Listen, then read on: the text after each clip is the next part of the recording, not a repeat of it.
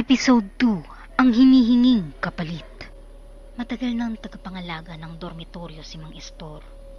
Tahimik lang siya at bihirang magsalita. Naguguluhan si Carlo sa ibinahagi ni Mang Estor sa kanya at kung ano ba ang ibig sabihin nito. Isa itong palaisipan para sa kanya. Bagamat natatakot si Carlo, mas inisip niya na lamang ang benepisyo ng dormitoryo sa kanyang pag-aaral.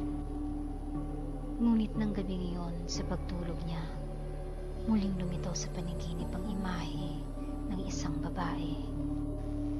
Basa at may napakahabang buhok, maputlang balat at ang mga mata nito ay walang itim. Sa kanyang panaginip, si Carlo ay nakahiga at nagpupumiglas.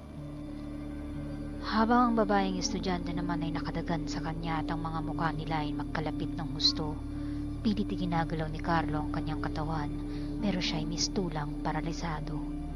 Dahan-dahang lumapit ang mukha ng babae sa mukha ni Carlo at sabay sabing, "Ikaw na ba ang kapalit ko, Carlo?" Nagising si Carlo na pawis at namumutla sa takot. Ang pintuan ng kanyang kwarto ay hindi nakalapat ng husto, kaya sa gitna ng dilim, naaninag niyang nakatayo si Mang Estor at ito ay nakatitig ng matalim sa kanya.